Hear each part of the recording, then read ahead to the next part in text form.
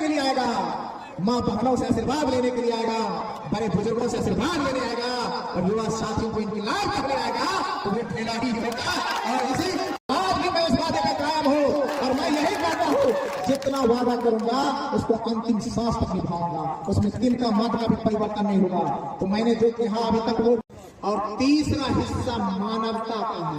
मानवता का मतलब न जाति, न धर्म, न मजहब, न क्षेत्र। का पहला काम भी शुरुआत होगा, वो भी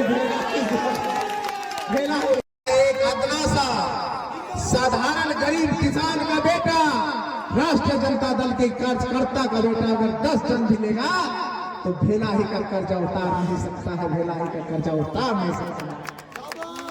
मैं यही कहना चाहता हूं, मैंने अपने बड़े बुजुर्गों से, युवा साथियों से, यहाँ के माता एवं बहनों से, बड़े बुजुर्गों से, और मैं यही कहूंगा, यहाँ के गिट्टी मिट्टी ईट भवन और यह गाछ वृक्ष सबसे मैंने वादा किया था।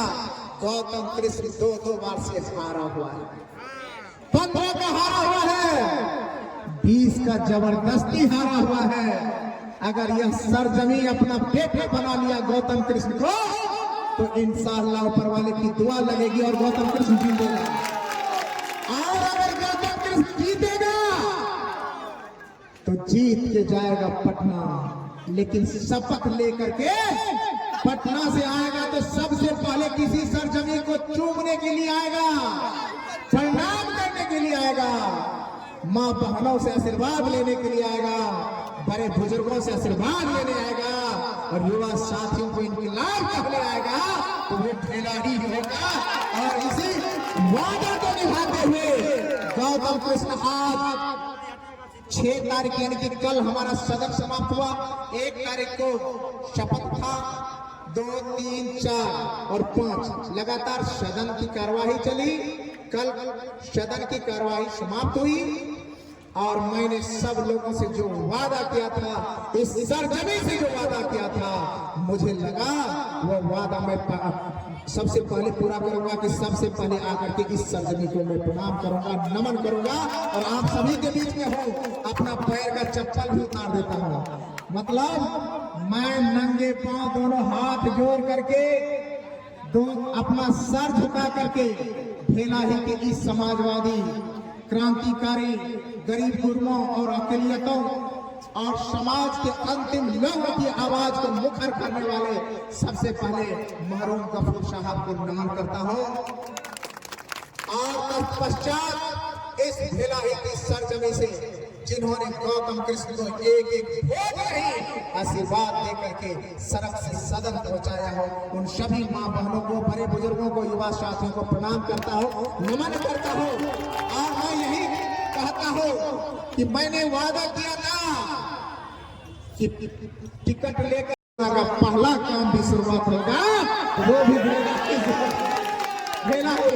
तो मैं कहता हूं ये बड़े बुजुर्ग तय कर लेंगे कि क्या काम चाहिए, गौतम कृष्ण की कितनी क्षमता है। अब क्षमता से ज्यादा बोलिएगा तब तो नहीं हो पाएगा, लेकिन आप पर्याप्त कर लीजिए कि गौतम कृष्ण एक विधायक है, एक विधायक के नाते यह कितना कर सकता है। आप हमको बस आदेश दीजिए और आपके आदेश को सर आंखों पर बैठा करके अगर गौतम कृष्ण देखेगा भी नहीं, सिग्नेचर करके सबसे पहला काम नहीं करेगा। और मैंने चुनाव से पहले लोग कहता है, चुनाव से पहले लोग वादे बहुत करते हैं, लेकिन चुनाव के बाद लोग मुकुरने लगता है, बोलने कम लगता है, आंख दबाने लगता है कि यार अब तो कमाने की बारी है, ठन ठन गोपाल आए जल्दी जल्दी घर में सब कुछ हो। लेकिन गौतम कृष्ण, फिर आपको मैंने कहा अल्लाह ताला का सबसे बड़ा इबादत का स्थल है।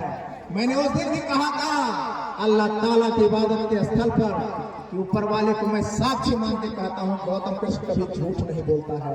और आज भी मैं उस वादे का कायम हूँ और मैं यही कहता हूँ, जितना वादा करूंगा उसको अंतिम सांस तक निभाऊंगा, उसमें दिन का मात्रा का भी परिवर्तन नहीं होगा। तो मैंने जो कहा अभी तक वो हुआ, अभी तक बात का वादा, अब होगा काम का वादा, अब होगा काम का वादा। और 3-4 बातों को जो लगातार मैंने अपने मुंह से हर जगह बोला है, उसको भी मैं आप लोगों के सामने भी दोहरा देता हूं। मैंने कहा था जो मेरे वेतन मिलेंगे, अभी पता नहीं चला है कितना होगा, अगर जो पता चल जाएगा, एक आध बार मिल जाएगा, तो एक बार जब मिल जाएगा तो मैं आप लोगों से वादा किया था कैमूर साहब कि जो वेतन मिलेगा उसका कितना हिस्सा बनेगा। अरे बोलो भैया कितना हिस्सा बनेगा? तो 3 हिस्सा में सिर्फ एक हिस्सा गौतम कृष्ण का होगा, सिर्फ एक हिस्सा, क्योंकि थोड़े से दाल रोटी मुझे भी चाहिए, छोटे छोटे बच्चे के लिए भी कपड़ा चाहिए, माँ के लिए दवा चाहिए, भाई लोगों के लिए थोड़ा चाहिए। एक हिस्सा, सिर्फ एक हिस्सा मेरा होगा मेरे वेतन का, जबकि वेतन सिर्फ और सिर्फ सरकार उस व्यक्ति को देती है जिसको वह देना चाहती है। वेतन उनका व्यक्तिगत होता है, लेकिन उसके बावजूद भी गौतम कृष्ण कहता है अपने वेतन का 3 हिस्सा लगाएगा। पहला हिस्सा, एक हिस्सा मेरे लिए दाल रोटी, थोड़ा सा डीजल पानी। दूसरा हिस्सा मेरे साथ जिसने पसीना बहाया है, वह पसीना 1 महीना 2 महीना वाले को नहीं जोड़ेंगे, जिन्होंने 7 साल से 8 साल से पसीना बहाया है उसको मैं जोड़ूंगा। इसलिए आप लोग थोड़ा मुझे माफ कर दीजिएगा, ये नहीं कि इस बार के चुनाव में जो लोग एक हो गए उसका हिस्सा उसमें नहीं लगेगा। कम से कम इसमें 7 साल का जो है, क्योंकि देखिए टिकट मिलने के बाद बहुत सारे लोग पसीना बहाने वाले मिल जाते हैं, लेकिन बिना टिकट के भी, मतलब कर्की के दौर में भी अगर कोई पसीना बहाया है तो उनका हक पहले बनता है। तो इसलिए दूसरा हिस्सा किसका है? जिसने पसीना बहाया है कम से कम 7 साल से 8 साल से मेरे साथ। और तीसरा हिस्सा मानवता का है। मानवता का मतलब न जाति, न धर्म, न मजहब, न क्षेत्र। मान लीजिए यहाँ से हम लोग सहरसा गए, पटना गए, पटना के सरजमी पे देखिए कि एक बड़ी बुजुर्ग है जो एक ठंडी की रात में बहुत थरथरा रहा है। तो हम लोग कहे कयामल भैया लगता है बहुत ठंडा से थरथरा रहा है, एक कंबल तुरंत खरीद के हम लोग उसको ओढ़ा सके, ये कलेजा रहा है। ये मानवता का हिस्सा है। किसी हॉस्पिटल में गए, अख्तर भैया जैसे हम लोग जाते हैं किसी हॉस्पिटल में गए, देखिए एक बड़े बुजुर्ग 500 की दवा के लिए तड़प रहे हैं, तो हम लोगों के पास इतना मजबूत कलेजा होना चाहिए, 500 रुपया दे और कहे कि तुम दवा कराओ, पहले दवा कराओ। तो ये है मानवता का हिस्सा।